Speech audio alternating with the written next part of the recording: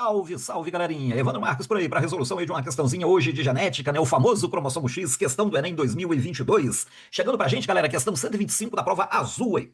Na figura está representado o mosaicismo em função da inativação aleatória de um dos cromossomos X, que ocorre em todas as mulheres sem alterações patológicas. Vamos ver o esqueminha? Gameta masculino X, gameta feminino X, aconteceu a fecundação, zigoto XX. Portanto, menina.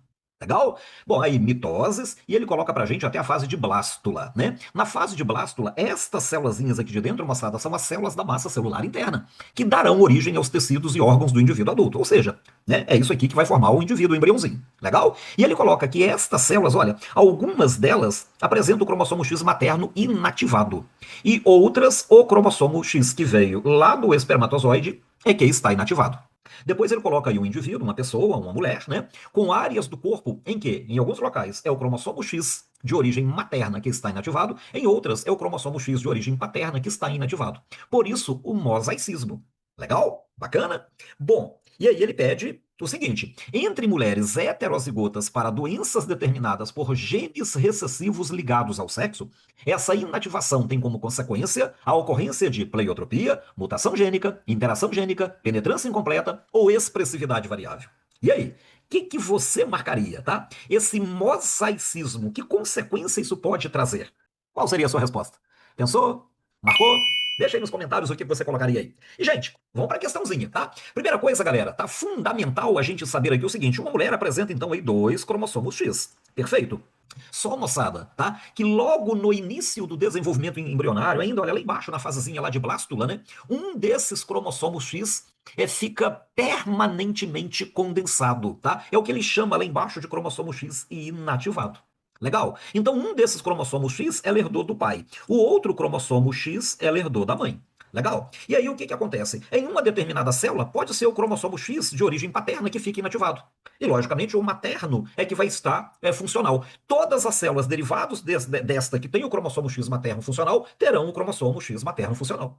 Legal? E pode acontecer de, em outras células, o cromossomo que carrega o cromossomo X de origem materna é que pode ser inativado. Ficaria funcional, nesse caso, o cromossomo X paterno. E todas as células derivadas dessa terão o cromossomo X do pai ativado e o materno inativado. E aí a gente tem que pensar o seguinte, né? Se o cromossomo X, vamos pensar num determinado gene B de bola. O cromossomo X que veio do pai está carregando, por exemplo, o alelo Bzão. E o cromossomo X que veio da mãe está carregando o alelo Bzinho. Olha, Bzão me dá um efeito, Bzinho me dá um outro efeito. Então, naquela célula em que o XBzão estiver ativado, eu vou ter um determinado efeito. Naquelas células em que o XBzinho estiver ativado, o efeito, o fenótipo será outro. Vamos dar um exemplo, né? Porque ele fala de doença aqui, né? Doença ligada ao sexo, tá? O que é uma doença ligada ao sexo? O gene que a condiciona está no cromossomo X e não aparece no Y. Legal? E ele fala que o gene aqui é recessivo. Então, gente, vamos dar uma pensadinha, tá? Aqui nessa tela mesmo. Se a mulher é heterozigota, então, olha, ela possui o alelo, vou chamar aqui de Dzão, tá? E ela possui, por exemplo, o alelo Dzinho. Perfeito? Ela herdou aqui o alelo Dzão do pai e o Dzinho, por exemplo, da mãe. E aí eu vou colocar para vocês o seguinte, olha, o alelo Dzinho provoca, por exemplo, distrofia muscular de Duchenne, né? Uma doença muito grave que provoca aí uma atrofia gradativa da musculatura esquelética. Legal? Perfeito? Então veja, essa mulher ela não é portadora da distrofia muscular. Por quê? Porque ela tem um alelo dominante, né? E a doença é condicionada por um alelo recessivo. Muito bem. Só que ainda, né, no desenvolvimento embrionário, um desses dois cromossomos X será inativado. E a inativação é inteiramente casual. Então vamos imaginar o seguinte, olha, numa determinada célula, quem foi inativado é o cromossomo XDzão. Sobrou nesta célula o cromossomo com um alelo Dzinho, que, né, é responsável pela minha doença chamada aí de distrofia muscular no meu exemplo.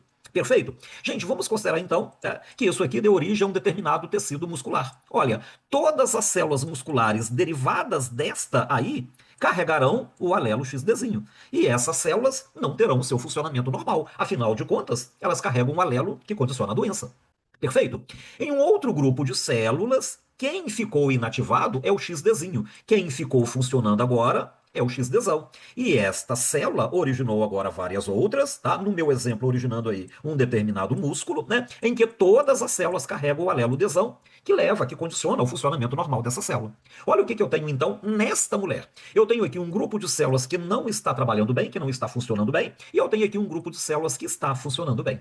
Legal? E aí eu tenho que pensar o seguinte: dependendo da mulher, o que eu posso ter? Olha, eu posso ter mais células com cromossomo XDzinho inativado. Então eu terei mais células com cromossomo XDzão ativado.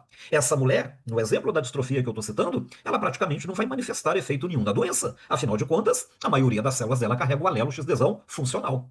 Mas eu posso ter uma mulher XDzão, XDzinho, em que a maior parte das células teve o alelo XDzão inativado. Então ela vai ter uma maioria de células com o alelo XDzinho, que provoca distrofia muscular, funcionando. Essa mulher será portadora de vários sintomas da distrofia, embora ela seja heterozigota e a doença seja condicionada por um alelo recessivo. Mas ela vai apresentar, né, uma certa sintomatologia pelo fato de ter muitas células com o alelo dominante inativado, predominando o alelo não funcional. Gente, esta diversidade de fenótipos que um mesmo genótipo pode proporcionar, a gente chama de expressividade variável. Observe, tá? Eu tenho duas mulheres com o mesmo genótipo, XDzão, XDzinho. Em uma delas, sintoma nenhum da doença, no meu exemplo, a distrofia muscular. Legal? Na outra, vários sintomas de distrofia. E o porquê disso? Naquela primeira, que não teve sintoma nenhum, ela tem quase todas as suas células com um alelo funcional, né, que leva à formação aí da normalidade, que condiciona a normalidade, perdão, funcionando, então, perfeito. Já a outra mulher, ela tem o alelo XDzão, que condiciona a normalidade na forma inativada em muitas células, e, portanto, o alelo que condiciona a patologia funcional em outras tantas. Eu terei nessa mulher uma maior incidência de tecidos, né, com células não funcionais. E, consequentemente, elas terão diferentes manifestações, diferentes sintomas da mesma doença, apresentando o mesmo genótipo. Sintomas diferentes, fenótipos diferentes, com o mesmo genótipo. Isso chama, de novo, expressividade variável. Legal? Bacana? Chique, né? Prof, e o que tem aqui? Pleiotropia. Gente, pleiotropia é uma situação na genética muito linda também, em que um gene interfere em mais de uma característica. Legal? É exatamente o oposto da interação gênica, em que dois ou mais genes se juntam para expressar uma característica só. Legal? Mutação gênica é alteração de bases lá no DNA, né? Não envolvia nada disso. Penetrância, né, gente? É a parcela da população que apresenta, por exemplo, um determinado alelo e expressa o efeito deste alelo. Que é um exemplo bacana. A hipertricose, aqueles pelinhos longos na orelha, é um gene autossômico, né? O alelo que condiciona é autossômico, tá? Em um cromossomo não sexual, tá? Então, homem e mulher possuem o alelo. Em nenhuma das mulheres ele manifesta, tá? Então, eu digo que a penetrância desse alelo para hipertricose auricular no sexo feminino é zero. E a expressividade variável, os diferentes fenótipos que o mesmo genótipo pode proporcionar. Para essa questão do Enem, resposta letra E. Se você gostou, deixa aí o seu likezinho. Se não tiver inscrito, aproveita e se inscreva no canal. Também ative o sininho para receber notificações. Toda semana a gente tem questão aí resolvidinha com dicas preciosas para vestibulares e Enem. Até a próxima, gente. Tchauzinho.